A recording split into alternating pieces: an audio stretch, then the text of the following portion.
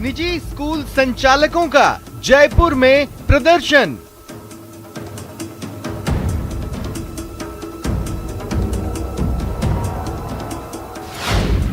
कक्षा 1 से 8वीं तक के स्कूल भी खोलने की मांग।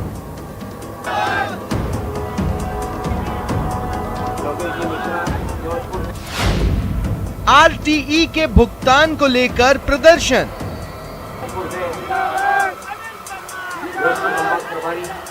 हम स्वागत करते हैं, सरकार का टकराव नहीं चाहते, पर ये तय है यहाँ से बिना लिए नहीं उठेंगे। 1 सितंबर से बजेगी घंटी। 9 से 12वीं की स्कूल चालू कर रहे हैं, तो हमारी मंत्री जी से मांग यही है कि पहली क्लास से ही स्कूल चालू कर दी जाए। 1 सितंबर से हो जाए तो सोने में सुगंध हो जाए। स्कूलों की कैसी है तैयारी?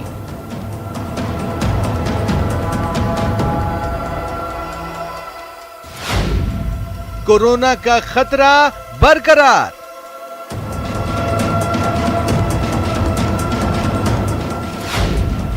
अभिभावकों का डर, बच्चों को कैसे भेजें स्कूल?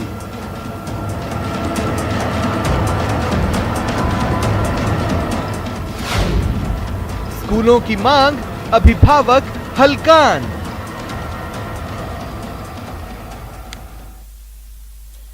स्वागत है आप सभी का, आपके साथ मैं हूं स्वप्निल। प्रदेश में 1 सितंबर से क्लास 9th से 12th तक के लिए स्कूल खुलेंगे। शिक्षा विभाग ने सरकार से सलाह लेकर एसओपी भी जारी कर दी है। वहीं निजी स्कूलों के संचालक केजी से स्कूल खोलने की मांग कर रहे हैं। स्कूल शिक्षा परिवार का कहना है कि छोटे बच्चों के लिए भी स्कूल जल्द खुलने चाहिए। वहीं अभिभावकों का कहना है कि जब तक बच्चों का टीकाकरण नहीं हो जाता तब तक स्कूल नहीं खुलने चाहिए। स्कूलें खोलने को लेकर अभिभावक और निजी स्कूल संघ आमने सामने हैं। सवाल है कि कोरोना की तीसरी लहर की आशंका बरकरार है। ऐसे में छोटे बच्चों के लिए स्कूल खोलने की मांग कहां तक उचित है, कहीं मुश्किल में तो नहीं डाल देगी? इसी पर करेंगे बात। और मेरे साथ जो गेस्ट पैनल जुड़ रहा है आपको इंट्रोड्यूस करवा देता हूं। स्कूल शिक्षा परिवार के अध्यक्ष अनिल शर्मा मेरे साथ जुड़ रहे हैं। सुशील शर्मा जी अभिभावक हैं, प्रीति पुरोहित जी अभिभावक हैं, और डॉक्टर रमेश जोशी अतिरिक्त अधीक्षक हैं एमबी अस्पताल उदयपुर से। आप सभी का स्वागत है न्यूज 18 राजस्थान पर। सुशील शर्मा जी, आपसे शुरुआत करना चाहता हूं। पेरेंट्स एग्जैक्टली चाहते क्या है? कुछ प्रदर्शन में हमने देखा बच्चों को भी पहुंचा दिया, फिर हम देख रहे हैं पेरेंट्स भी अपने स्तर पर बच्चों को रोकना चाह रहे हैं, कई पेरेंट्स नहीं चाह रहे हैं। पेरेंट्स एग्जैक्टली चाहते क्या है as a unit? Sir, as a unit हम ये चाहते हैं कि जब तक बच्चों को वैक्सीनेशन ना हो तब तक स्कूल ना खुलें। क्योंकि मैं आपको बताऊंगा कि जो सरकार ने एक मंत्रिमंडलीय समिति बनाई थी कोविड के सलाहकार समिति कि स्कूल रीओपनिंग के लिए, उसमें थे डॉक्टर सुधीर भंडारी एसएमएस के जो हेड हैं, और इसके अलावा डॉक्टर वीरेंद्र सिंह थे और भी एडवोकेट्स थे। उन्होंने बाकायदा बिल्कुल क्लियरली कहा है कि बच्चों को बिना वैक्सीनेशन के स्कूल ना भेजा जाए। जब वो डॉक्टर्स ये कह रहे हैं, जो मंत्रिमंडल ये समिति में है, वो जब ये कह रहे हैं तो पता नहीं किस यहाँ पे किस ग्राउंड पे स्कूल खोलने की तैयारी की जा रही है। आपको मैं ये और बताना चाहूंगा कि इजराइल है, वहां पे 60% वैक्सीनेशन दोनों डोजेज लग चुकी हैं वहां पर, और बच्चों के 12+ के जो है उनके लिए भी स्टार्ट हो चुका है वैक्सीनेशन। वहां पे जो है इन्फेक्शन के केसेस बहुत तेजी से बढ़ रहे हैं। वहां वो लॉकडाउन की तैयारी कर रहे हैं, यहाँ हम स्कूल खोलने की तैयारी कर रहे हैं, जबकि हमारे यहाँ 10% को भी दोनों डोज नहीं लगी है। अगर हम बात करें कि 60% की है हमारी सिंगल डोज नहीं लगी है, 10% को दोनों डोज नहीं लगी है, और हम बच्चों को जो है बुलाएंगे, यानी हम जो तीसरी लहर जो बाद में आती होगी उसको हम पहले से इनवाइट कर रहे हैं। तो हमारा ये मानना है कि जब तक बच्चों का भी वैक्सीनेशन ना हो जाए तब तक स्कूल ना खोले जाए। ठीक है। प्रीति पुरोहित जी, मेरा सवाल आपसे ये है कि देखिए, कहा यह जा रहा है, जैसे सुशील शर्मा जी ने एक डॉक्टर को कोट किया, कई डॉक्टर्स के कोट लेकर एक रिपोर्ट आती है जो कहती है कि बच्चों पर खतरा नहीं रहेगा। इस तरह की बातें क्या आपको एश्योर नहीं करती? नहीं, ऐसा कोई तो कहीं से भी, वैसे तो अभी हम पेरेंट्स ने देखा नहीं है। हम पूरे ओवरऑल अगर आंकड़ों की बात करें तो आज अगर हम प्रेजेंट की बात करते हैं ना, हम पुराने नहीं, प्रेजेंट में आज न्यू केस है 44,658 न्यू केस हैं, और बच्चे तो वैक्सीन ही नहीं हो रखे हैं। तो बिना वैक्सीन के हम बच्चों को सीधे कोरोना, ऐसे लग रहा है कि हम भेज देते हैं स्कूल।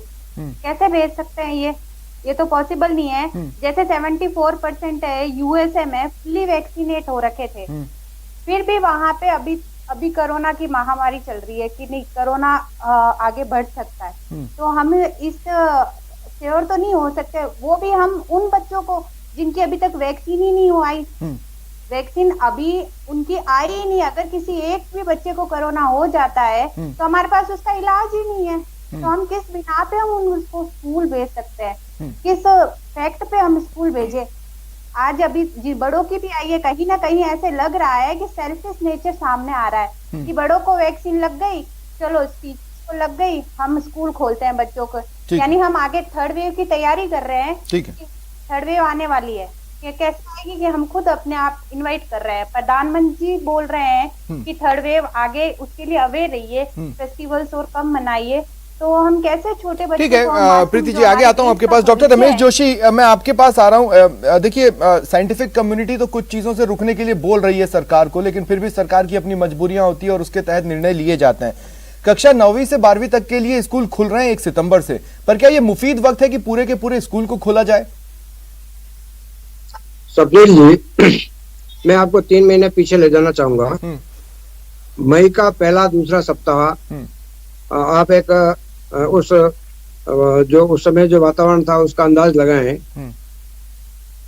कि 15-17 हजार केसेस रोज आ रहे थे। उदयपुर जैसे शहर में 1,500 केसेस रोज आ रहे थे। मृत्यु दर बहुत ज्यादा थी, 60 के आसपास प्रति दिन लोग हमारे राज्य के अंदर मर रहे थे। और कुछ ही दिन के अंदर वो सिनेरियो इतना तेजी से बदलता है कि अभी तेजी से वो ग्राफ नीचे आता है, और वो ग्राफ इतना तेजी से नीचे आता है कि अभी हम कुछ दिनों से देख रहे हैं कि कोई केस नहीं है। इसके पीछे, इस भूमिका के पीछे मेरा ये कहना है कि ये वायरस इतना अनप्रेडिक्टेबल वायरस है कि हमने अगर थोड़ी सी भी गलती करके जल्दबाजी कर दी तो ये हमारे ऊपर भारी पड़ेगा। और जो अभी सुशील शर्मा साहब और जो मैडम बता रहे थे, मैं उनसे पूरा सहमत हूँ कि हमारे जो बच्चे हैं, एक तो वो अधिकतर बच्चे जो हिंदुस्तान में जन्मते हैं वो जन्म में के वक्त वजन में कम होते हैं, कुपोषित होते हैं। उसके बाद जो वैक्सीनेशन होना चाहिए, सीरो सर्वे भले 60 और अब जा रहा हो, पर जो टीकाकरण होना चाहिए वो नहीं हुआ। उन बच्चों को जो हैंडल करेंगे, जो ड्राइवर्स बसों से लाएंगे ले जाएंगे, जो टीचर्स उनको पढ़ाएंगे, जो सपोर्ट स्टाफ उनको हेल्प करेंगे, उनमें से कितने प्रतिशत लोग दोनों डोज ले चुके हैं जी, वो संख्या बहुत कम है। ऐसे में जो फाइजर और मॉडर्ना 3 डोज वाली जो वैक्सीन लेकर के आ रही है इन बच्चों के लिए, खास तौर से 12 से 18 साल तक के बच्चों के लिए, हमें महीना 2 महीना भी और इंतजार करना चाहिए, 3 महीना और इंतजार करना चाहिए। जल्दबाजी हमें कहीं न कहीं घातक ठीक है नुकसान कर सकती है। ठीक है डॉक्टर रमेश जोशी। अनिल शर्मा जी, आपके पास आ रहा हूं, थोड़ी लंबी बातचीत आपसे करना चाहता हूं। कई बार आपसे बातचीत हुई है, आप भी जानते हैं, आपके और मेरे बीच में मतभेद कुछ मुद्दों पर रहे, मनभेद तो नहीं है आज तक। आप भी मुस्कुरा के देखते हैं, मैं भी मुस्कुरा के देखता हूं। लेकिन अनिल शर्मा जी, मतलब बच्चों के भविष्य की इतनी ज्यादा चिंता कि बच्चे आगे जाकर क्या करेंगे कि आप लोगों ने एक आंदोलन खड़ा कर दिया उन बच्चों के भविष्य के लिए। मतलब आम दिनों में फीस पर टकराव की स्थिति आती है, दूसरी चीजों की टकराव की स्थिति आती है, एकाएक ये दिख रहा है कि निजी स्कूल को बच्चों की इतनी चिंता उनके फ्यूचर की। गजब है, क्या कारण है?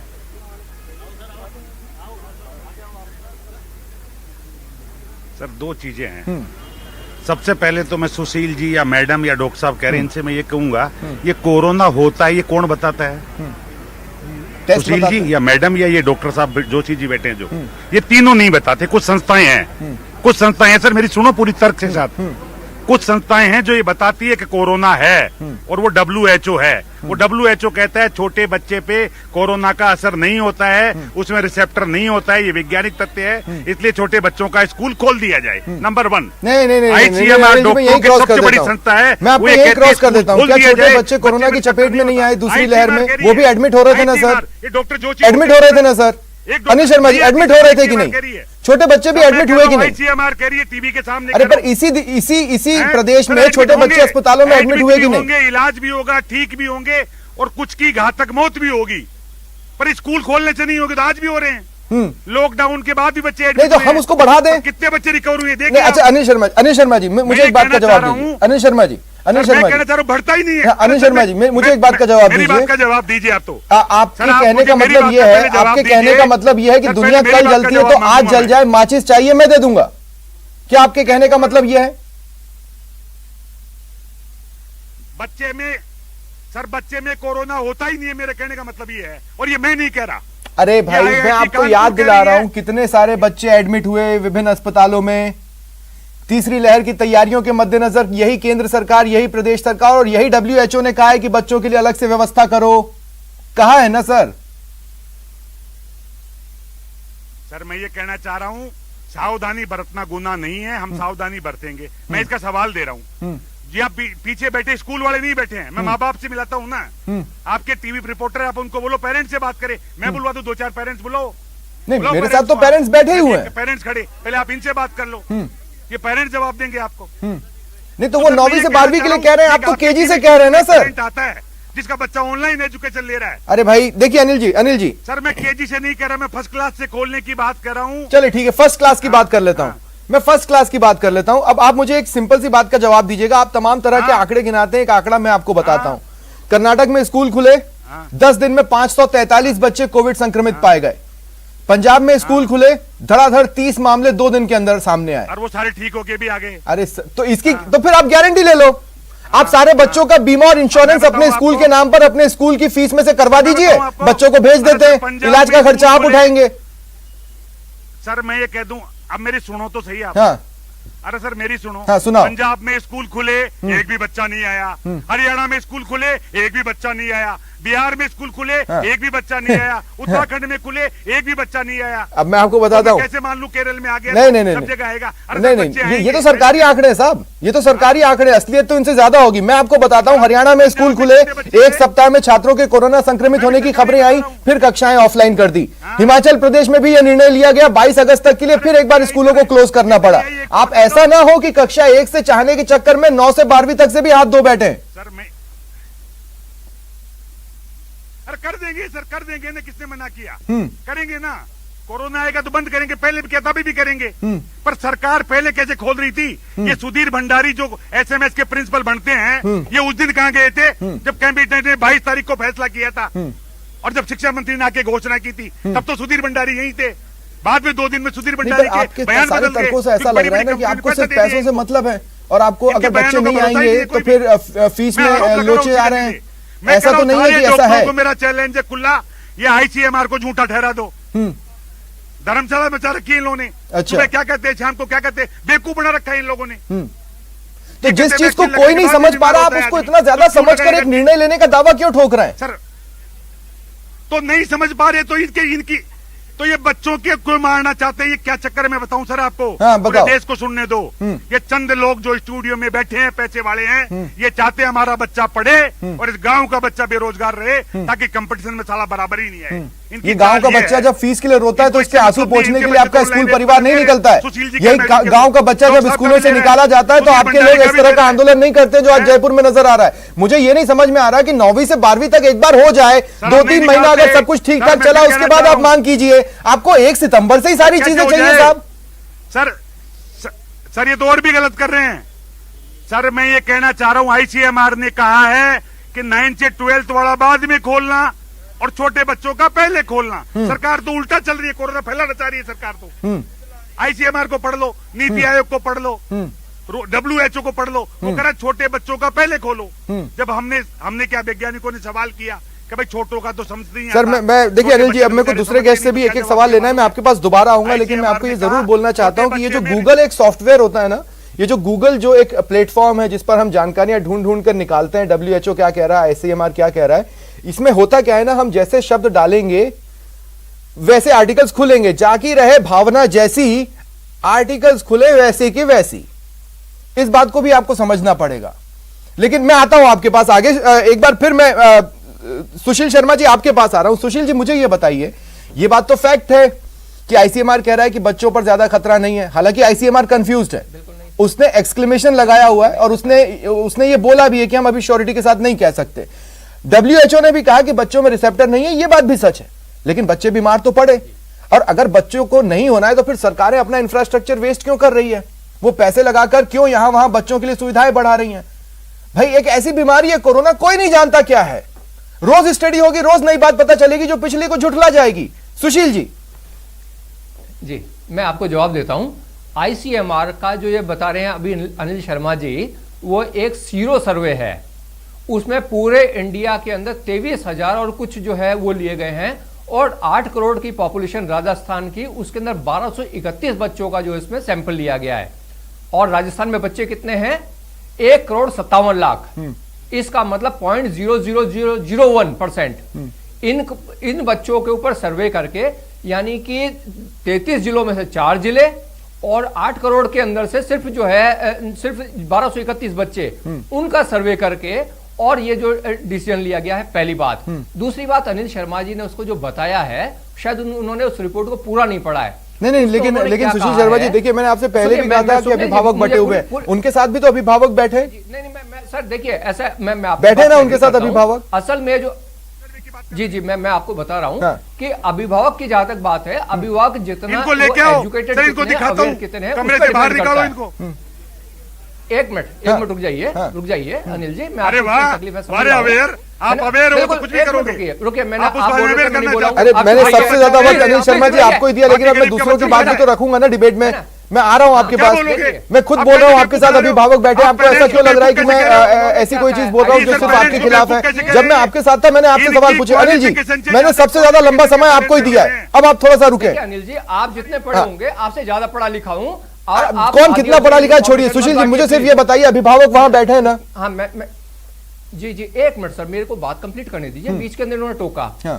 ICMR ने बाकायदा अपने सर्वे में लिखा है कि पूरा स्टाफ और इवन पेरेंट्स को भी वैक्सीनेशन होना चाहिए, तब जाके स्कूल खुले। उन्होंने सिर्फ एक बच्चों का जो है पोर्शन स्किप किया है। लेकिन आप देखिए कि इंडोनेशिया के अंदर अभी पिछले महीने, आप गूगल पे जाएंगे आपको मालूम चल जाएगा, 800 बच्चे जो मरे हैं। तो ये भगवान जाने कौन से बच्चे हैं जिनके पास ये रिसेप्टर नहीं है और जिनके ऊपर कोरोना का इन्फेक्शन नहीं होता है। दूसरी बात, ये अनिल जी तो अभी खुद ये बोलते हैं कि साहब ये तो जो कोरोना तो एक स्कैम है। नहीं, लेकिन मैं एक और ऑप्शन पे बात करना चाहता हूं। जब भी स्कूल खुलेंगे, सबसे पहला ऑप्शन तो अभिभावक को ही दिया जा रहा है ना। आप भेजना चाहो तो भेजो, नहीं तो मत भेजो। आपके लिए ऑनलाइन की व्यवस्था करना स्कूलों की जिम्मेदारी है, वो सर्विस प्रोवाइडर है, वो करेंगे। ये ऑप्शन तो मिलने की बात हवाओं में है ना। प्रीति पुरोहित जी, आपसे पूछ रहा हूं, पेरेंट्स से पूछा जाएगा, जिस पेरेंट्स को भेजना है वो भेजेंगे, जिसको नहीं भेजना है वो नहीं भेजेंगे। हालांकि ये एक आइडियल स्टेट नहीं है, ये एक आइडियल स्थिति नहीं है। जो भी निर्णय होना चाहिए वो आर या तो फिर पार होना चाहिए। इसलिए मैं पूछ रहा हूं कि अगर ऑप्शन मिलता है तो भी तो पेरेंट्स बटे हुए नजर आएंगे ना, जो आज भी नजर आ रहे हैं। बात सही है, सबसे पहले हम पेरेंट्स को एक होना है। और रही बात अनिल शर्मा जी से, मैं माफी चाहूंगी, पहले पिछले महीने या रिसेंटली वो भी कोविड से उन्हें भी कोरोना हुआ था, तो वो खुद उस दर्द को, उस फीलिंग, उस चीज को समझे कि बच्चे अगर उस फीवर से या उस गले की उससे कोरोना से अगर इफेक्ट हो जाते हैं, एक भी बच्चा, तो कैसा वो उसका वो तो ज्यादा बोल भी नहीं पाते, अपनी प्रॉब्लम को बता भी नहीं पाएंगे। तो ये आप कोरोना को ऐसे तो हम नहीं बोल सकते कि कोरोना तो है नहीं। कोरोना तो है, तभी आज हमारा पूरा देश है जो पूरा इफेक्ट हो रखा है। और रही बात, ठीक है, डॉक्टर रमेश जोशी, अनिल शर्मा जी, पूरा डिबेट सिर्फ आपके बोलने के लिए नहीं बुलाया है। मैं सारे पक्षों को रखने की कोशिश कर रहा हूं और मैं सबसे उनको लेकर बातचीत कर रहा हूं। आपको नाराजगी बिल्कुल नहीं होगी। जो मैंने अभिभावकों से सवाल पूछा वो तो आपको पसंद आए थे, आप मुस्कुराने लगे थे। पर जब मैंने आपसे सवाल पूछा, अभिभावक मुस्कुराए थे क्योंकि उनको सवाल पसंद आए थे। हम बीच का रास्ता लेते हैं ना, पूरा डिबेट सिर्फ आपके लिए तो है नहीं। मैंने सबसे ज्यादा वक्त आप ही को दिया है। अनिल शर्मा जी, प्लीज मेरा साथ दें, मैं अभी भी आगे भी आपके पास आने वाला हूं। डॉक्टर रमेश जोशी, मैं आपके पास आ रहा हूं। देखिए, हो क्या गया है ना, बच्चों को लेकर इतनी सारी बातें साइंटिफिक कम्युनिटी की ओर से सामने आई है कि अब तो मैं ये कहता हूं कि भगवान भी नहीं जानते कौन सी वाली बात मान लें। तो डर रह जाता है। इतनी मिक्स्ड ओपिनियंस, इतनी मिक्स्ड सारी चीजें आएंगी तो ऑब्वियसली डर तो रहेगा दिलों के अंदर। और अभिभावक उनकी जगह पर बिल्कुल सही है, क्योंकि वो बच्चों को लेकर डरे हुए। सही।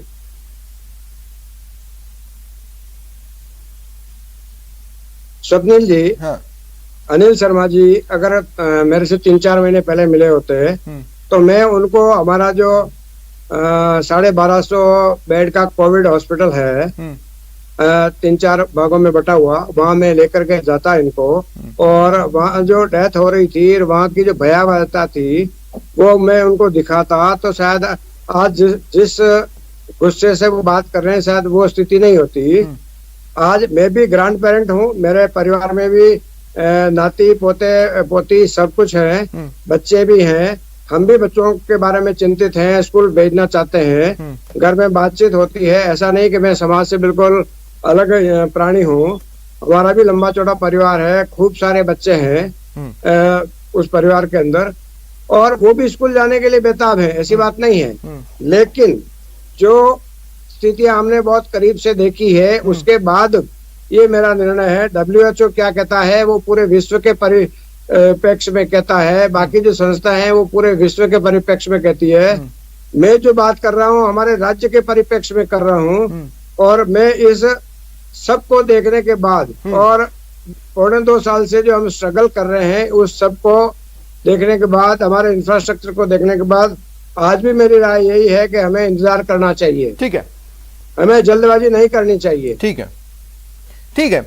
अनिल शर्मा जी, एक बार फिर मैं आपके पास आ रहा हूं। देखिए, जब भी मैं इस मत का रहा हूं कि जब भी आंदोलन किया जाए, मैंने भी यूनिवर्सिटी में आंदोलन किए हैं जब मैं यूनिवर्सिटी में था एक छात्र के तौर पर, तो मेरा यह मकसद होता था कि मैं एक सॉल्यूशन लेकर जाऊं कि भैया ये सॉल्यूशन है और इसके तहत चीजें होंगी तो वो हो सकता है जो हम मांग रहे हैं, नहीं तो नहीं। अब मैं आपको सॉल्यूशन दे रहा हूं, आप अपने सॉल्यूशन में एक चीज जोड़ लीजिए कि जो भी बच्चा है उसका इंश्योरेंस, बीमा और इलाज का खर्चा स्कूल उठाएगा। मुझे लगता है पेरेंट्स भेज देंगे। क्या ये करेंगे आप? सर 100% उसका तरीका बता दूं। हाँ। मैं बता दूं, डेफिनेटली आपने कहा कि बच्चों का इंश्योरेंस हो, सरकार ने इसकी इंश्योरेंस पॉलिसी बना रही है। हमने 2 महीने पहले सरकार को लिख के दिया था कि देखिए कटु सत्य है, बच्चा स्कूल आएगा, आने के दौरान कोरोना उसको घर में भी हो रहा है, पर जब जांच होगी बच्चा कोरोना संक्रमित पाया जाएगा, पेरेंट्स के स्कूल के बीच एक डिस्प्यूट होगा कि साहब बच्चे के कोरोना हो गया, कौन इलाज कराए। तो हम कह रहे कि इंश्योरेंस पॉलिसी सरकार डेवलप करे, और राजस्थान सरकार ने इंश्योरेंस पॉलिसी डेवलप करने के लिए बीमा विभाग को लिख भी रखा है। हमने प्राइवेट कंपनियों को लिखा है, खुद मेरे लेटर डाल दूं आपको व्हाट्सएप पे 2 मिनट कि आप पॉलिसी दीजिए। हाँ। तो बच्चों की पॉलिसी होगी, ये तय है, नंबर 1। ठीक है। नंबर 2, बच्चों की सावधानी बरतेंगे, ये भी तय है। अब एक सवाल और ले लें। पेरेंट पे दबाव नहीं डालेंगे, ये भी तय है। मैं देखूंगा ये रास्ता कहां तक जाता है। अब एक सवाल और ले लें। जब पेरेंट राजी हो अनिल तो शर्मा भेजो, जी, नहीं एक राजी मत भेजो। सवाल, मेरे पास समय कम है, एक सवाल और लेना चाहता हूं। ठीक है, देखिए पॉलिटिकल क्लास ने इस देश को ना सिर्फ कोरोना में हवा में फैला कर दिया है, ऐसे ऐसे उसको हवा दी है और कोरोना जगह जगह फैलाया है चुनावी रैलियों में अपने निर्णयों से। यह मैं आपको गारंटी के साथ कह रहा हूं, और मैंने कई बार उन तस्वीरों पर सवाल भी उठाए हैं और मैंने सबसे पूछे, बीजेपी से भी, कांग्रेस से भी, सेंट्रल मिनिस्टर से भी और स्टेट मिनिस्टर से भी। अब मैं अनिल शर्मा जी आपसे यह कह रहा हूं, आप कह रहे हैं आप स्कूल में कोरोना प्रोटोकॉल फॉलो करवाएंगे, मैं कह रहा हूं आप अपने आंदोलन में तो कोरोना प्रोटोकॉल फॉलो नहीं करवा पा रहे, क्या करवाएंगे स्कूल में?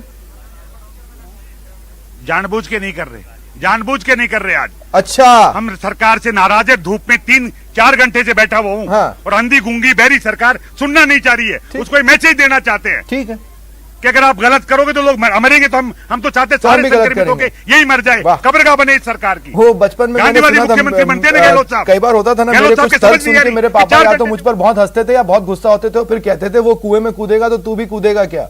आप भी वही कर रहे हैं ना? शर्म नहीं आती सरकार को। चलिए ठीक है, शुक्रिया, शुक्रिया आप चारों का मेरे साथ जुड़ने के लिए और इस चर्चा में शामिल होने के लिए। तो फिलहाल स्कूल परिवार का आंदोलन जारी है, देखना है सरकार क्या निर्णय लेती है, लेकिन यह मैं जरूर बता दूं कि जान दांव पर बच्चों की लगी है। बहुत बहुत शुक्रिया, नमस्कार। इस न्यूज हेडलाइंस